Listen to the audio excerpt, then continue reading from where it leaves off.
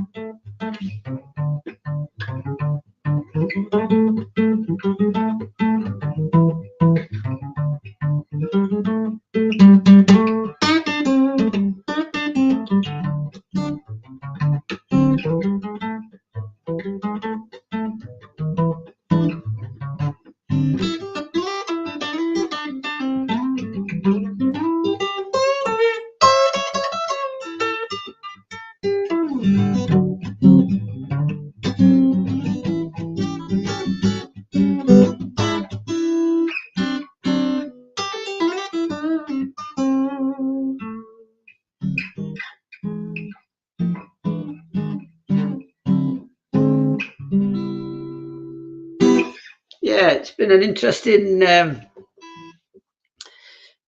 journey with the guitar. I remember for years I wanted to play the guitar because of a band called Slade in the early 70s. And they had a Christmas hit called Merry Christmas Everybody. The B-side was a song called Don't Blame Me, and it was that ugly blues bass rock and roll that I absolutely loved. And it was dead basic, it was dead raw, and that started my journey in the blues about 1972, 73, I think 73, I think it was. And I think I'd be 8, 9, something like that. And I really wanted to play the guitar. I remember my uncle bought me a Stratocaster, plastic Stratocaster. It was red and white plastic, and I couldn't do anything with it. It was useless. It was absolutely hopeless. Never got any guitar lessons, and I had to wait till about 1979 to be shown the A chord, the D chord, and the E chord. Oh, and my sister showed me the D to start. That was the very first thing I learned. Like a lot of people, D chord. But then a friend of mine, Paul, I went to see his band, and Paul Aspden, his name, and the other lad in there was called Mark Goldsack. There's another lad, there's a lad on the drums called Darren, and the other lad was called something Bradley, Ian Bradley, Brady Bradley. This is a long time ago, and I went to see them, and as soon as I saw this band, I thought, oh God, yeah, I've got to learn to play guitar. It sort of resurrected the thing from childhood, and so I went to see Paul, who was a bass player in this band. The band was called Second Image, I think it was called, and they were on with another band called Maple. And the reason the band was called Maple, and they were really good actually, blues bass rock. The reason Maple called Maple, that's Maple with an E, is because they all have maple necks on the guitars.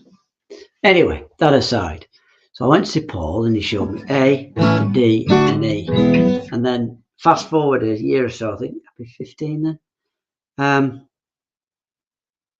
Oh, one's watching. Declare yourself. Who are you? Anyway, so after I went to see this lad called Gary Ashworth, and he showed me I think they started in the kids. He called it up playing it.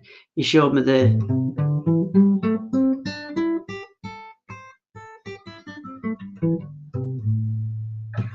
that, and he provided the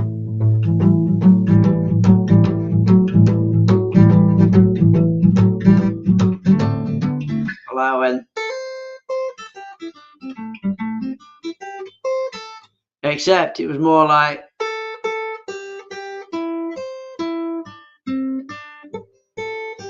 and he said, look, vamp, just break out of this. And for months I could not. It felt to go from there to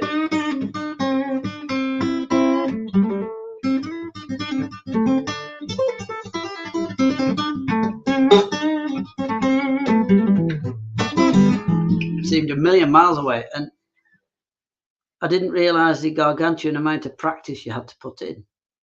And the other thing I wanted to do was also play punk stuff, you know, like London Calling.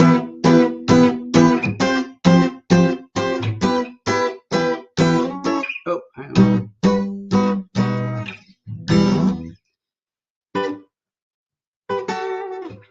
So I was very torn, but the punk thing won. So I played sort of okay blues for it. I couldn't play that. It was more like, it wasn't even that good. It was, in fact, it was G.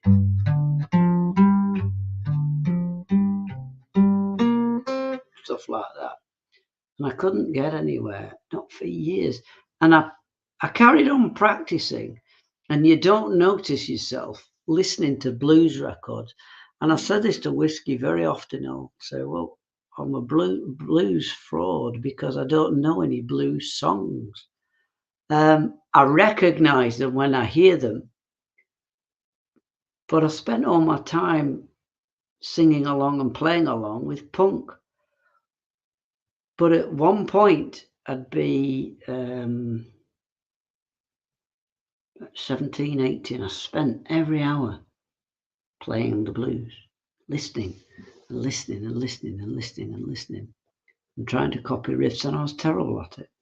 And I can't put my finger on when I got the capability, and it felt like it disappeared for years, because then I did my A-levels, which are the higher exams in the UK, and I went to study to be a teacher, and it disappeared. It just went till about, say, 5 years ago, where suddenly I started playing again. Actually, with the band, I used to jam, and I used to wonder where the capability had come from. Anyway, one of the things I'd never been able to do was to sail up and down the neck. And suddenly,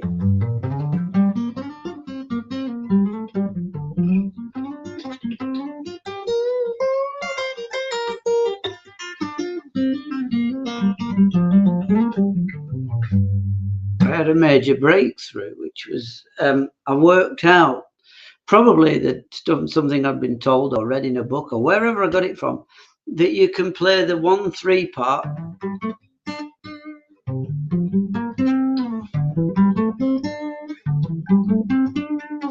all over the neck. So that's a D. So I'll start with a D somewhere. D, D.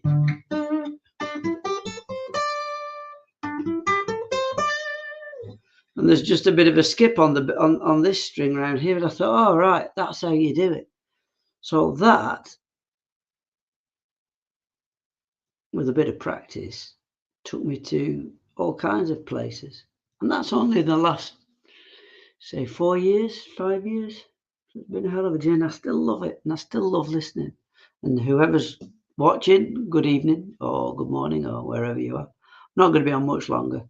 If it's you, Whiskey, feel free to drop in. I'm only going to be half an hour, 20 minutes, well, maybe even only 15 minutes. So I just thought I'd share that story. If we're going to advise anybody how to play the blues, looking at it from a teacher's perspective, there are so many different things I've had to learn, and it's, once you've internalized them, it's difficult to break them down. So I would suggest you learned the 3. Oh, that's one chord. There's a G and a major bar chord, and a major, and the 7th bar chord, is for the turnaround. Then you've got the flat chord, which is like the A chord. That's that. Yeah, so. Then you got the one up from there. Or better is the 7th, which is just the 2. And in the Harvey Vincent book, they showed you this. Which for a start, it's impossible. And I never realised that the book wasn't as good as it should have been. But even better, they could have shown you the C7 shape. So they started off with a G, that was a bar chord, I had that down. But why didn't he just say this? And then this? Because all that is, I had that, the C7 from the open chord. Back to the G, and then D7, C7, back to the G. It would have been so much easier. And then, so I would advise you to learn the 3 chords, the 1, 4, and the 5. So the G, G7, C, C7, D, D7. Those 3 chords. Well, all right, 6. I'd learn those, and then I would start by learning 4 notes, and the 4 notes in the middle of the neck, the middle 4 notes. These 4. We're in the key of A, key of C. Just those 4. So.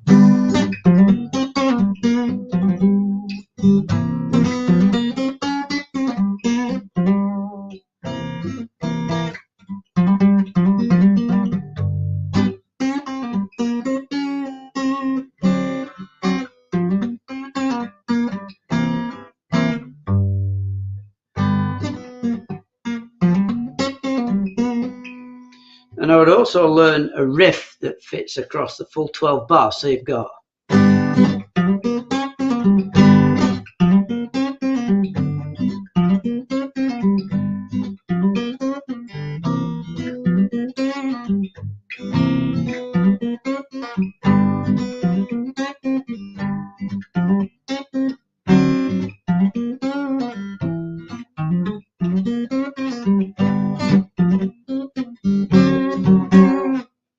or whatever your count is.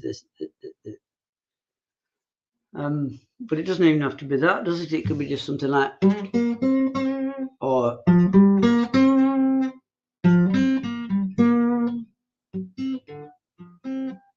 and that's the difficulty, coming up with something. So learn 4 notes and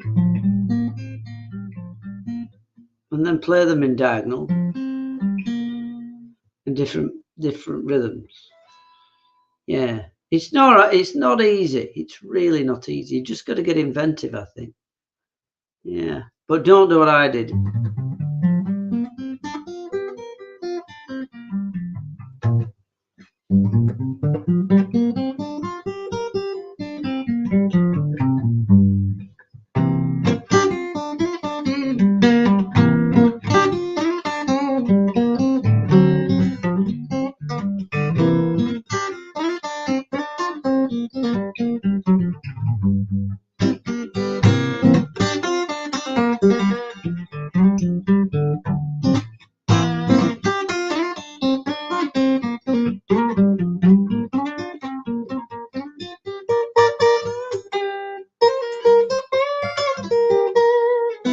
So anyway, so I learned the first the notes in the middle, and they repeat. So really, my big aim was to be able to go noodling from up here to up here. Now I know you end up with this, which is why a cutaway is preferable on an electric guitar. But especially at this angle, it always looks so cool, doesn't it? It always looks cool. So.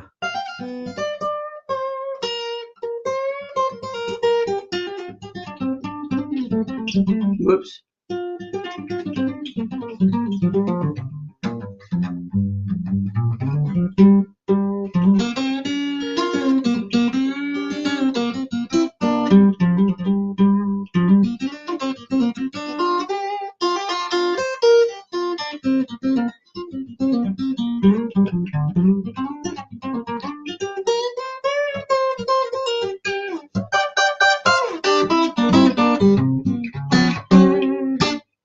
As I say, my grandpa had left a guitar like that. Oh, right. Hey, man. Nice surprise. Big Bird wears a strap on. Big Bird, good grief. Coach TP, not electric. No, it's not electric. And close to moving for work. Yeah, that's coming up soon. That's coming up very soon. So I was just giving you the journey of the blues, and I still love it. I still love it. I really do. But I've found that without playing with a band, you don't get the vibe. You've got to play music with other people. So that would be my suggestion. If you want to fly up and down the neck, to those of you who are watching who play guitar, you've got to. Oh, and by the way, I've lost the plectrums. I've stopped using them. I can still use it. In fact, I'll go and get one just to prove it. I'll be back in a sec. Got one on here somewhere, I think. No, the heck's that gone? Yeah, but one of the best things I did was to learn with a pick. So without a pick, I beg your pardon. So you can do the mock knot flare.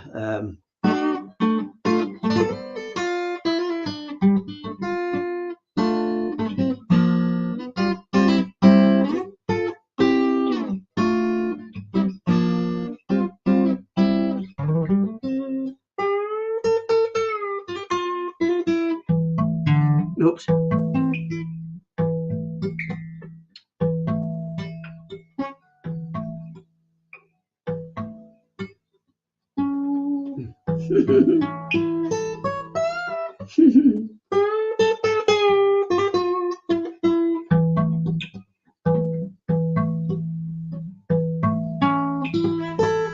Good grief, been playing it for years.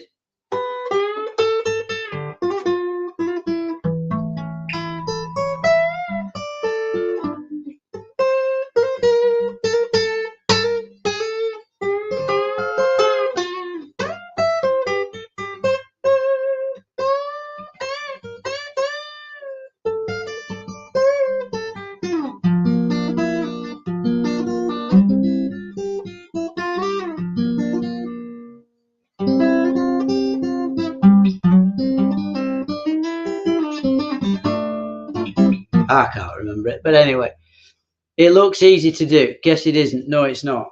And then it's worthy of note that different thicknesses have different effects. Basically, a thinner one for strumming. This is a medium one. When I was doing power chords, I was breaking a lot of strings with a punk band, so I used to use a medium one so I could solo as well. But I never wanted to do the really fast bullshit, you know, because that's exactly what it is. All this. It does take a lot of work. I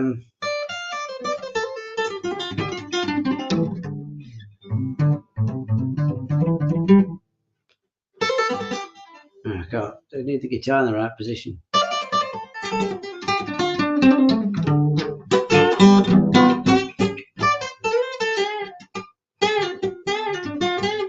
So you take something like the Led Zeppelin,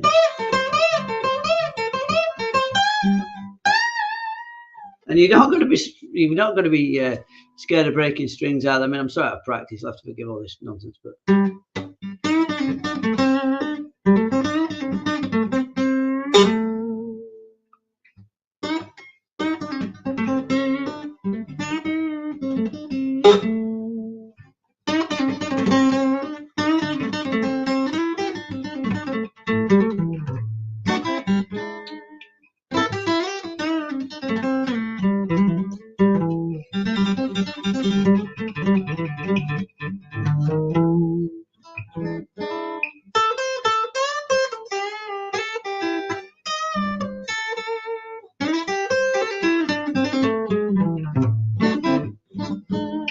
So learn the three what I call the 3-1-3s, which are the three middle strings that, like these. In the key of A, you've got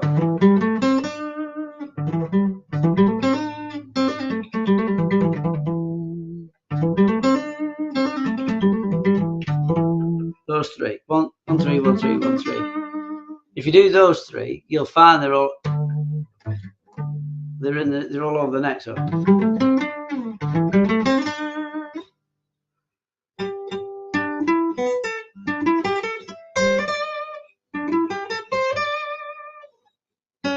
Where are we?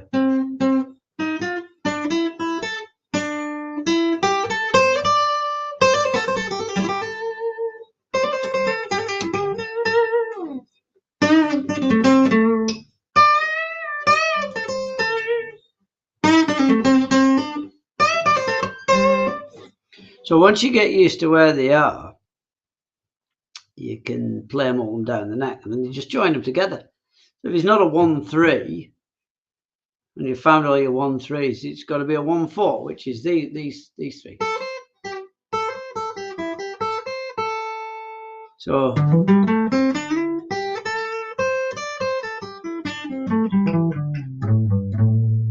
stringing these with these octave, you can go from here back to here. So that's quite a spread, and then jump to this one. So with all the 1-3s,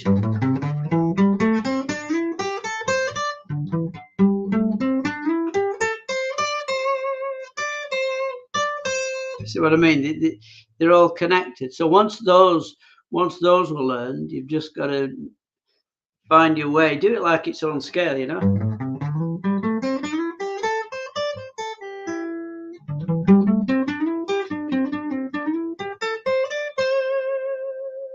And then you're back up here. So.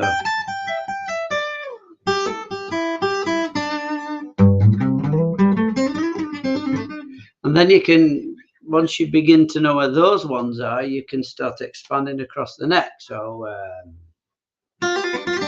yeah, hang on. Key of A, okay?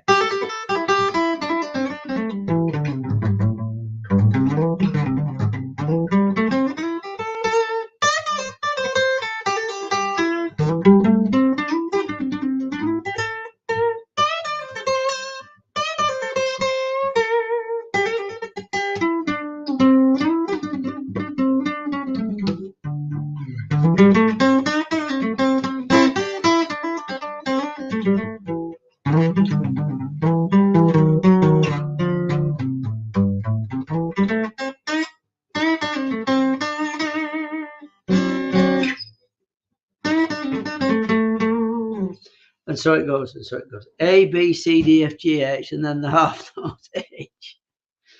Yeah, right. Well, anyway, that was what I wanted to achieve, playing up and down the neck. So it requires plenty of practice.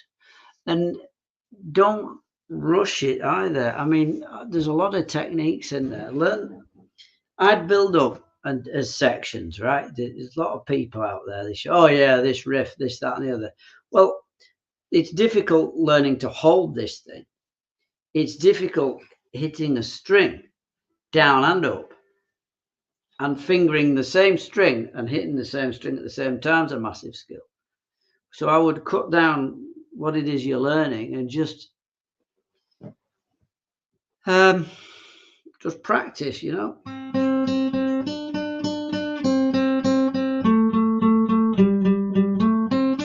So even if it's just 2 notes.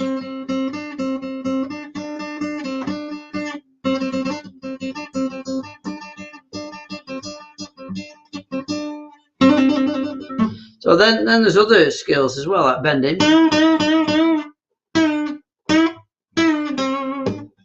and tremolo, whatever you call it, trilling, and then hammering on, pulling off.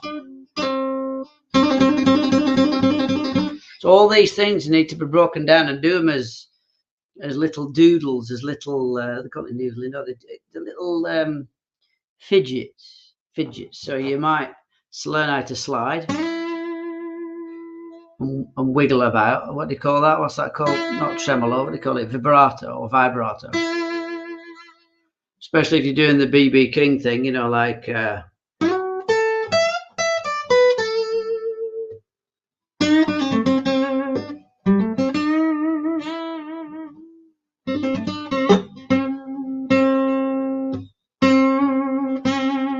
I couldn't take my thumb off like BB King. I could only ever leave it on.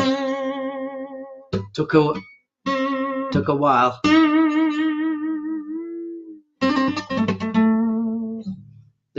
So the diet, how's the diet? What's that got to do with it? Talking about the guitar. Anyway, there you go. Yeah, so step one, I would say to complete this journey is learn the 4 notes. I'd recommend these 4.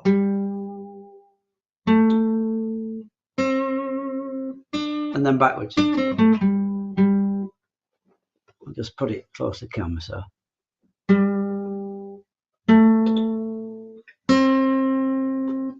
And go backwards.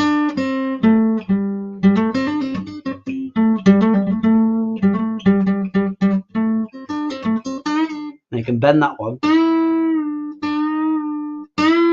So you got.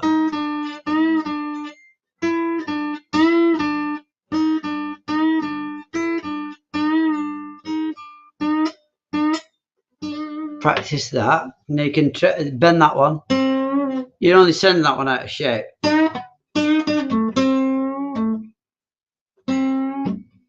Just slightly out. So I'd learn those 4.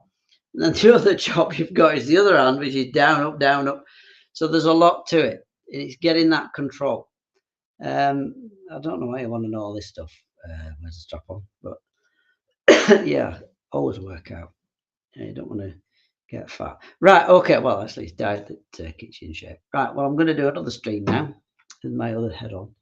So to those of you who are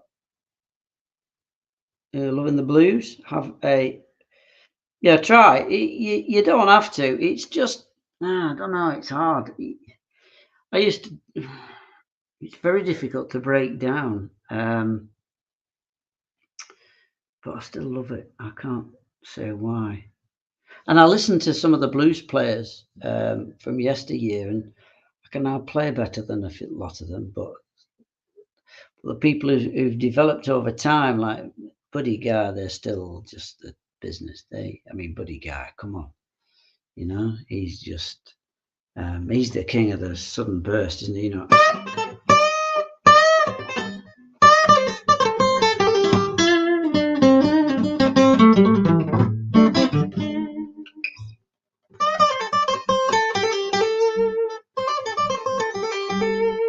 That's it.